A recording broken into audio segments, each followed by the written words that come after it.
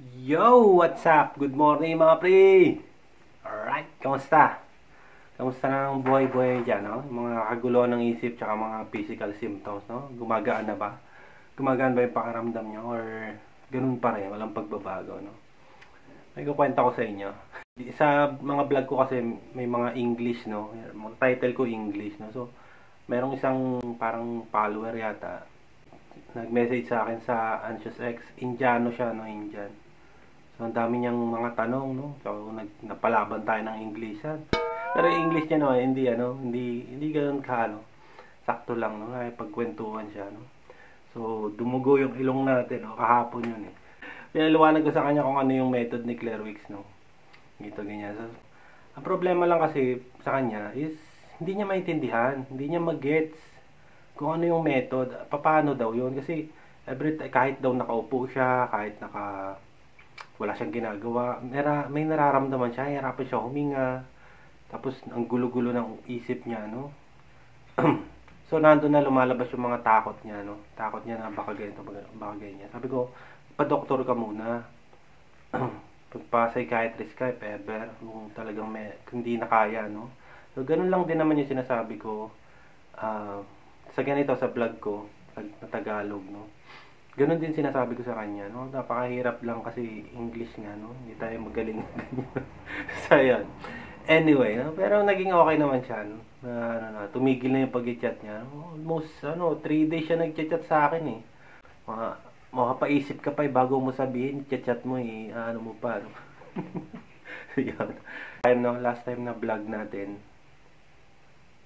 sabi ko yung about sa physical tsaka mental, no?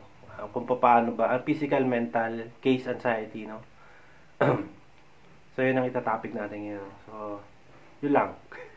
Intro.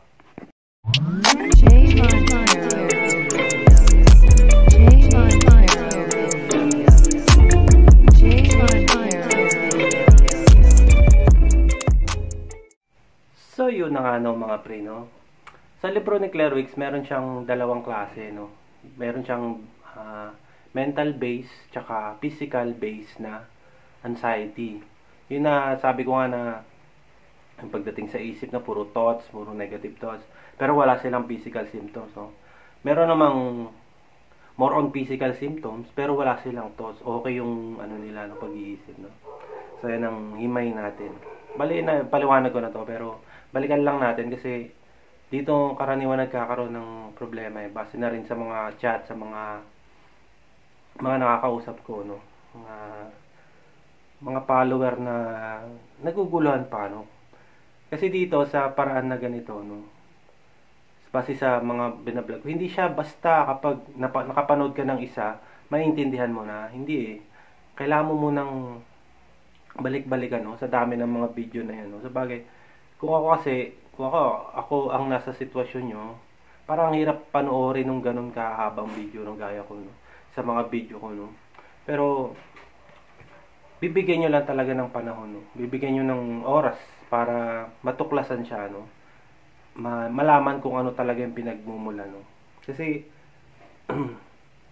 isa rin yan sa nagiging dahilan kaya yung tao, kaya yung gaya mo, no, nahihirapan pa makarecover kasi gusto madali lang, gusto basic lang, gusto niya pag sinabing ganito, ito na yon. Hindi, kailangan mo munang maunawahan kung saan siya nanggagaling, kung ano yung pinakaugat hanggang sa makarating ka sa ano. Kasi ang recovery is journey yan. Hindi yan yung basta pag one click, yan na kagad, magaling ka na kagad. Hindi, eh. Base sa karanasan ko, hindi siya ganun, eh.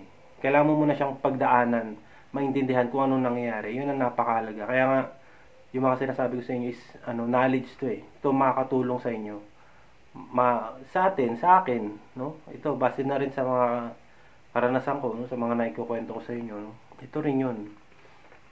Kung anong ginawa ko, kung paano ko siya naiintindihan. Kaya 'yun ang alam ko makakatulong sa inyo. Kaya itong mga binablog ko is alam kong malaking maitutulong nito sa inyo dahil hindi siya sa recovery kasi hindi basta sa 2-3 mga video lang. Hindi, kailangan mo muna. Kasi ito ay method, no? kung babase kayo sa mga psychiatrists, mga psychologists o mental specialist, no? Doon, isa lang yun. Dapat isa lang. Hindi pa halo-halo. Kasi maguguluhan talaga kayo, no? Mag-iiba yung ano nyo. Kasi bakit si ganito? Halimbawa sa paghinga, no? Halimbawa sa breathing exercise. Bakit yung ganitong, ano niya, sabi niya normal breathing lang. Eh bakit sa kanya meron siyang deep breathing, meron siyang relax breathing, mga ganon. Mga square breathing. Iba-iba ang klase, no? So, doon mo malalaman kung ano ba ang tama. Base na rin sa nagiging resulta sa katawan mo, no? Sana nagigets niyo yun, no? Kasi mahirap yung paiba-iba, papalit-palit or ano.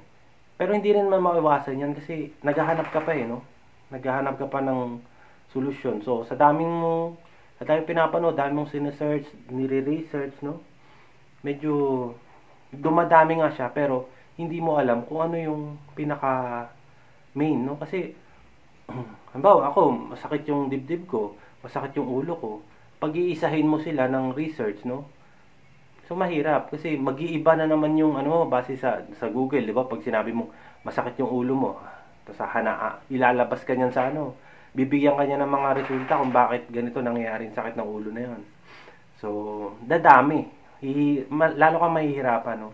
Kaya ako, nangyari sa akin kasi noon, ang dami niya, sabay-sabay siya umatake sa akin, no? Ang dami kong nararamdaman. So, sabi ko, hanapin ko nga yung ugat. Hanapin ko yung pinakapuno, yung pinakailalim, kung saan nagmumula to, no?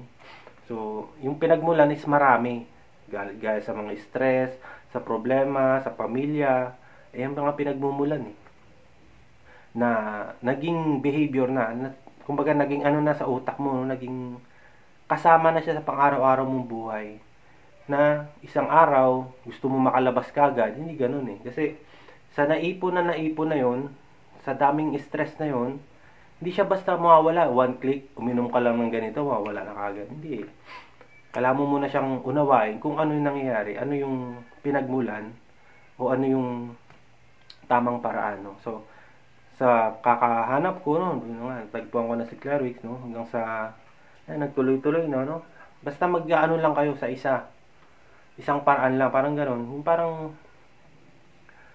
tawag nun. Maniwala lang kayo doon na, ito yung paraan na yun Alam ko to gano'n. Kasi makakabisado ko na siya, papag-aralan ko to, no.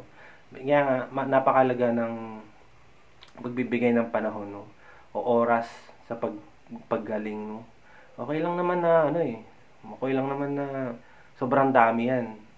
Pero, yun nga lang, basta mananaig sa inyo yung tama, no? Yung magiging nyo, sandata nyo sa pang-araw-araw, no? Na ito, itong nangyayari sa akin, okay lang naman to Yun, affirmation ang tawag doon, no? Tsaka, dapat maniwala ka na sa paraan na yun, yun ang tanging, way, parang gano'n, no? So, sana maintindihan, ang haba na kagad, no? Wala pa ako naumbisahan. So, ayan, simula tayo sa physical anxiety. Ano ba yung physical anxiety, no? So, nagsisimula yan sa amygdala. Kung makabalikan nyo yung video ko about sa amygdala, no? Yun yung maliit na parang ugat sa utak natin, no? Parang siyang almond shape, na parang mani. Yan, amygdala, no? So, dyan nakalagay yung fight, flight, freeze. Pag natitrigger yon, lalabas na tong, natin, peer response, no? So, medyo science yung nito, base, no? Kumbaga nandyan yung smart brain, no? Nandyan kung ano yung mga activities natin. Nandyan lumalabas yung konting mga simptomas, no? Yung mga nararamdaman natin sa katawan, no? Diyan nagmumula yun. Kasi nga, merong fight, flight, freeze, response. Yung fight, yung halimbawa, lalabanan mo, tatakbuhan mo, maghihinto ka na lang, no? Para makawala dun sa akin. Kasi, sa natin, sa katawan natin, yan ingay. Kumbaga na yan, kahit sa mga hayop meron din sila niyan. So yon.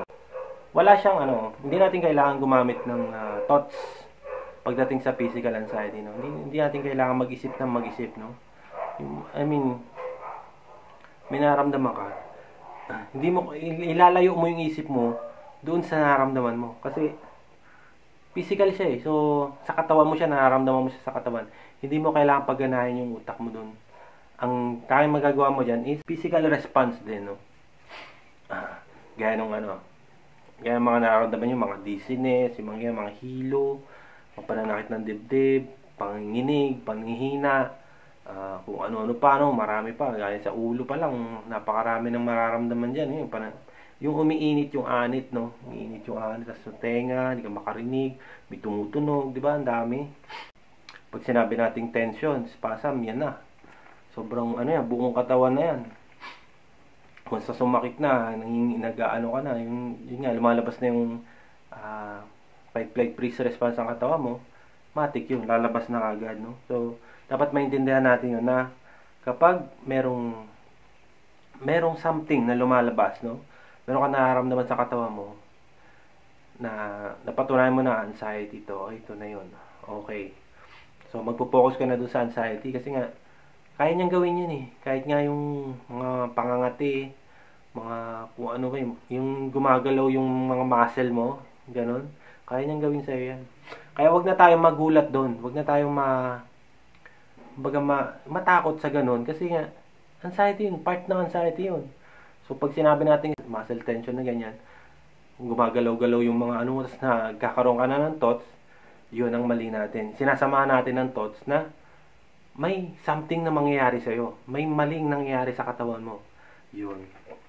Hindi mo kailangan sabayan ng thoughts yun kasi magbubunga lang yun ng takot ulit. Sabi ko nga sa inyo, pag may anxiety, fear, adrenaline fear, matik yun. Iikot lang yun. So, sana nagigets nyo, no? So, ano ba dapat gawin kapag meron kang physical anxiety na nangyari sa'yo, yung physical symptoms na nararamdaman mo sa katawan mo? Eh, di umubas ka, magpa-araw ka, no?